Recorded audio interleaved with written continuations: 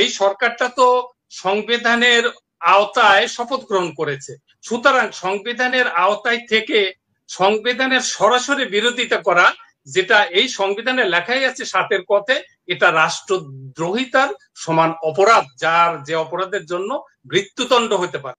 জনগণ কি সুবিধা পাচ্ছে ভাই? কোন জিনিসটা জনগণ আওয়ামী লীগের কাছে ভালো পাচ্ছে? এই ৪টা মাস যে চলে গেল, একটি কাজ আওয়ামী লীগের কাজ করা ছাড়া কোন কাজটা এনারা করতে পারলেন?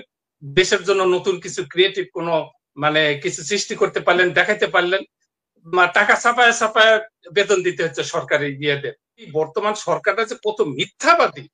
এই যে আনিসুল হক প্রাক্তন আইনমন্ত্রী, তারপর সালমান এফ রহমান, আজকে সাখাওয়াত হোসেন, ব্রিগেডিয়ার সাখাওয়াত হোসেন, তার সাক্ষাৎকারে দেখলাম যে কি বললো, উনি বললেন যে তাদেরকে আর্মিরা আমাদের কাছে হস্তান্তর করছে। কিন্তু এই সরকার কি নাটকটা করলো, সেই সালমান রহমানের দাড়ি মারি কেটে কোন নৌকাতে নিয়ে কোথায় নিয়ে যে ভারতে পলাইতে লাগছিল, অমুক জায়গা পলাইতে লাগছিল, এতদিন ধরে এই করছিল, কি নাটকগুলো সাজালো ভাই! এত মিথ্যা কথা কেন, এত নাটক কেন? এই জন্য কি জনগণ এইটা কি কোন জনগণ এই জন্য কি তাদের পিছনে আগস্ট বিপ্লবে সাড়া দিয়েছিল? তো বিষয়টা হলো যে আমি বিষয়গুলো নিয়ে গভীরভাবে লক্ষ্য করেছি এবং অনুধাবন করেছি, আমার ব্যক্তিগত বিশ্লেষণ করেছি।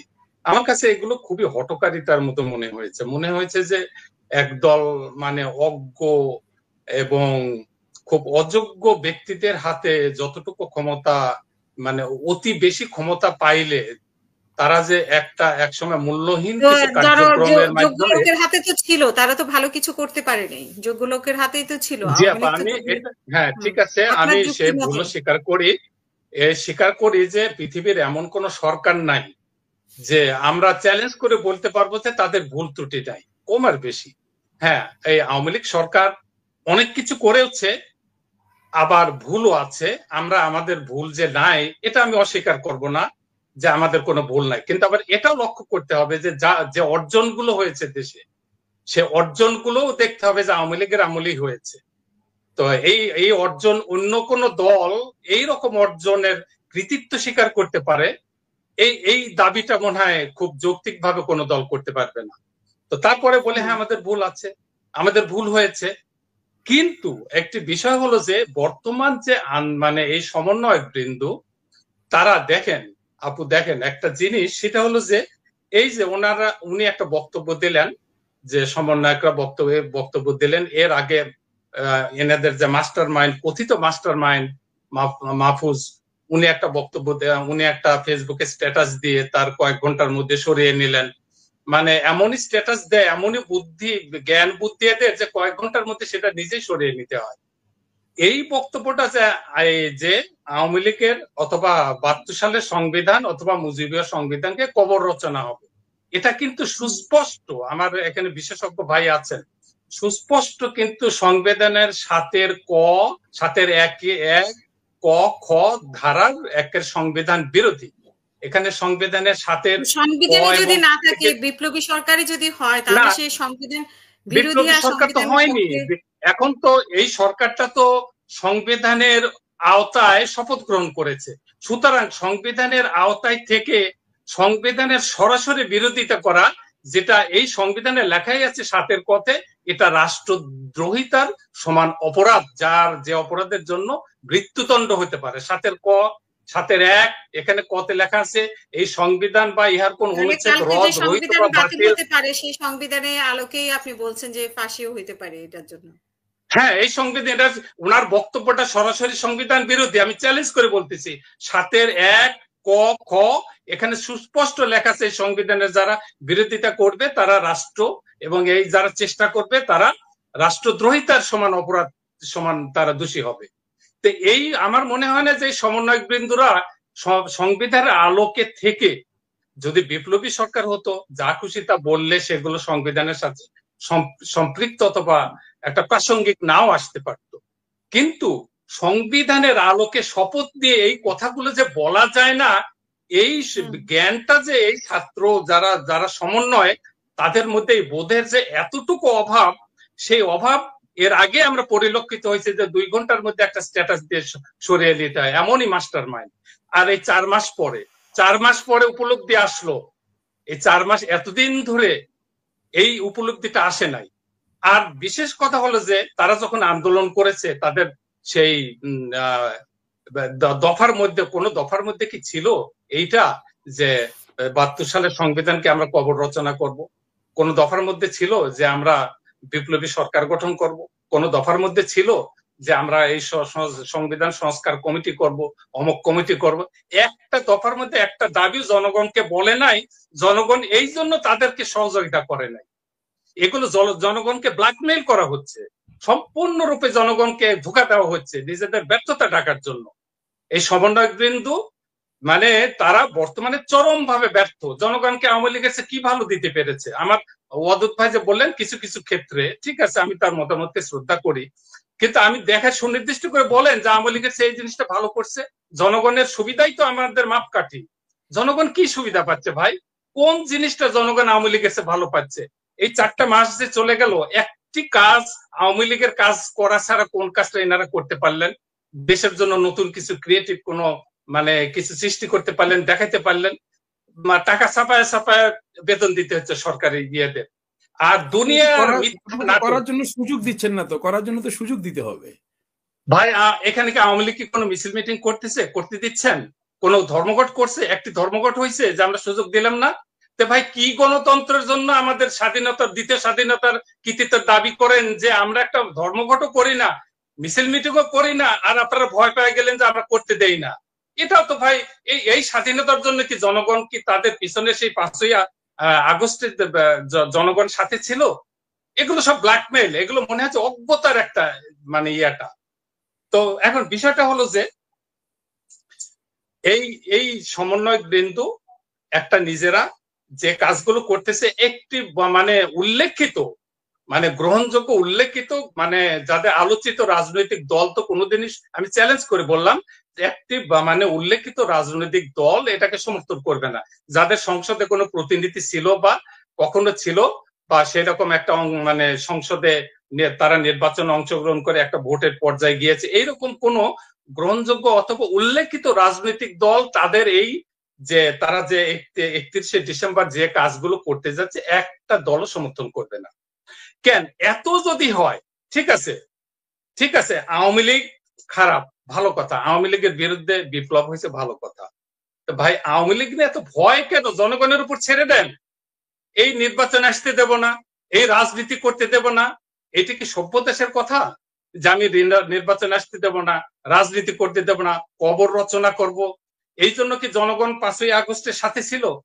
কেন এখন জনগণের ভোট নিক, যে ছেড়ে দিক জনগণের উপরে যে আওয়ামী লীগকে নির্বাচনে আসতে দেব কি দেব না, গণভোট নিক, নির্বাচন দিক, আওয়ামী লীগকে দিক, আওয়ামী লীগকে মাঠে ছেড়ে দিক, আর বলুক যে আমরা যা কাজ করতেছি, অথবা আওয়ামী লীগকে আমরা মাঠে দিয়ে আমরা নির্বাচনে দেখি জনগণ কি চায়।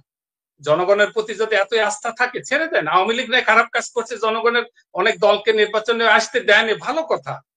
তারা এই খারাপ কাজের বদলে ভালো কাজগুলো করে দেখে দিক, ছেড়ে দাও আওয়ামী লীগকে মাঠে, দেখা যাবে জনগণ কাদেরকে চায়। এই সাহস তো নেই। এই এই ষড়যন্ত্রের অর্থ এই যে তাদের মধ্যে দুর্বলতা যে আগামীতে আওয়ামী লীগকে ঠেকানো যাচ্ছে না, আগামীতে আওয়ামী লীগের জনপ্রিয়তাকে যেভাবেই হোক, জনগণ আবার আগেই ভালো ছিলাম এইভাবে মানুষ প্রভাবিত হচ্ছে, ধাবিত হচ্ছে। এই সমস্ত ভয় শঙ্কা ডঙ্কা থেকেই তারা কিভাবে নিজেরা বাঁচা যাবে এবং তারা যে অপরাধগুলো করতেছে। দেখুন আমি একটা উদাহরণ ছোট্ট একটু উদাহরণ দেই। এই সরকার যে কত, এই বর্তমান সরকারটা যে কত মিথ্যাবাদী। এই যে আনিসুল হক প্রাক্তন আইনমন্ত্রী, তারপর সালমান এফ রহমান, আজকে সাখাওয়াত হোসেন, ব্রিগেডিয়ার সাখাওয়াত হোসেন, তার সাক্ষাৎকারে দেখলাম যে কি বললো, উনি বললেন যে তাদেরকে আর্মিরা আমাদের কাছে হস্তান্তর করছে। কিন্তু এই সরকার কি নাটকটা করলো, সেই সালমান রহমানের দাড়ি মারি কেটে কোন নৌকাতে নিয়ে কোথায় নিয়ে যে ভারতে পলাইতে লাগছিল, অমুক জায়গা পলাইতে লাগছিল, এতদিন ধরে এই করছিল, কি নাটকগুলো সাজালো। ভাই এত মিথ্যা কথা কেন, এত নাটক কেন? এই জন্য কি জনগণ এইটা কি মানে কোন জনগণ এই জন্য কি তাদের পিছনে আগস্ট বিপ্লবে সাড়া দিয়েছিল? এগুলো কি জনগণের কোনো আকাঙ্ক্ষা ছিল তাদের প্রতি যে এই কাজগুলো করে? আর এই সমস্ত ন্যাক্কারজনক ইতিহাস আমার মনে হয় বাংলাদেশে খুবই কম আছে। আমার মনে হয় যে তারা নিজেদের এক অজ্ঞতা থেকে আর ভবিষ্যতের ভয় থেকে, মানে আওয়ামী ভীতি এদেরকে পেয়ে বসেছে যে আওয়ামী লীগকে কিভাবে ঠেকানো, যার জনগণের কল্যাণ এদের আর নাই। আওয়ামী লীগ তো নাই, অস্তিত্ববিহীন। আওয়ামী লীগকে কেন ভয়? আমার কথা যে অস্তিত্ববিহীন মাটি ছেড়ে দিয়ে, আপু জনগণের কাছে ছেড়ে দেন।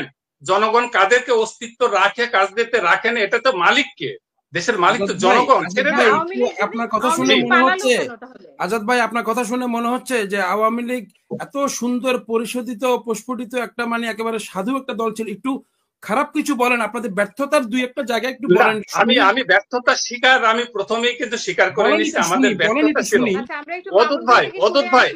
অদূত ভাই একটা কথা শোনেন, আজকে যদি আমাদের প্রাক্তন প্রধানমন্ত্রী যাই বলেন আর বৈধ প্রধানমন্ত্রী যাই বলেন, তিনি যদি প্রথমে এই দাবিগুলো মেনে নিতেন ছাত্রদের, আর ওই ছাত্রদেরকে যদি ওই ভাষাটা, রাজাকার শব্দটা ব্যবহার না করে তাদের ডাক দিয়ে চাক হয়ে যদি দাবিগুলো মেনে নিতেন, এই এত সমন্বয়কের কখনো আপনারা দেখতে পারতেন যে কোনো সমন্বয়ক আছে, কোনো বিপ্লব আছে, কোনো 31শে ডিসেম্বর তৈরি হয়েছে? কোনোদিনই হতো না। এটা ওনাদের কৃতিত্ব নয়, আমাদের ভুলের মাসুল আজকে এইটুকু। এটা যদি মনে করি যে সমন্বয়কদের কৃতিত্ব আজকে এইটা হয়েছে, এটা ভুলের মাসুল। উনি কি করতে পারতো? কিন্তু এতজন যে জীবন দিল সেটা নিয়ে তো আপনি কিছু বলছেন না। আপনি বলছেন যে না, জীবন দেওয়া, এটা দেখেন আমি কখনোই এই জীবন দেওয়া আমি কখনোই সমর্থন করি না। এই জীবন না দিয়েই, এই পর্যায়ে না গিয়েই এটার একটা সমাধানের পথ ছিল, যা ছাত্রদের দাবিগুলো তাদের ডাক দিয়ে নিয়ে এসে সন্তান তুল্য ভেবে তাদেরকে মেনে নিলে কিচ্ছু হতো না। এই জীবন দেওয়াটা আমি সমর্থন করতে পারি না, এই রক্ত দেওয়াকে আমি সমর্থন করতে পারি না, আমি সমর্থন করি না। আমার দল হলে এগুলোকে আমি কখনোই সমর্থন করি না। আমি এগুলোর জন্য দুঃখিত এবং এগুলোর জন্য আমি ব্যথিত। আমি চাই না যে আমার বাংলা মায়ের যে কোনো সন্তান তার মানে মায়ের বুক খালি হোক, এটা আমি চাই না। এইটুকুর আগে অনেক কিছু করণীয় ছিল, সমাধান ছিল। কোন কথাটা ভুল করেছে, সেই ভুলের জন্য এই ঘটনা ঘটেছে সেটা বলছেন, কিন্তু ওনার যে নির্দেশে এতগুলো মানুষ খুন হলো, এখনো হসপিটালে আছে মানুষজন, সেটা তো বলছেন না। না, আমি এটাকে আমি প্রথমে এর কোনো যুক্তি দিতে চাই না।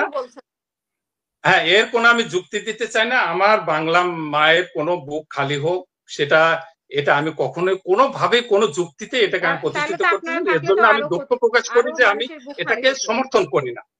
আমি আমার একজন র্যাপিড অ্যাকশন ব্যাটালিয়নে তাদের যে কৃতকর্মের জন্য যেগুলো আপনাদের নেতৃত্বে হয়েছে, সেগুলোর জন্য তারা জাতির কাছে সরাসরি ক্ষমা প্রার্থনা করলো, সেই দায়ভারটা আপনারা কি করে অ্যাভয়েড করবেন আজাদ ভাই?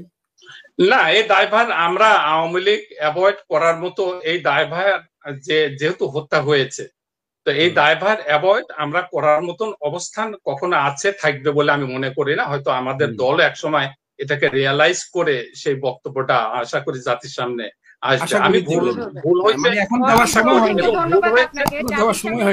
ভুল হয়েছে, এই ভুলের কোনো আমি কখনোই এটাকে আমি কোনো যুক্তি দিয়ে শুদ্ধ করার চেষ্টা আমি কখনো করি না। এটা আমাদের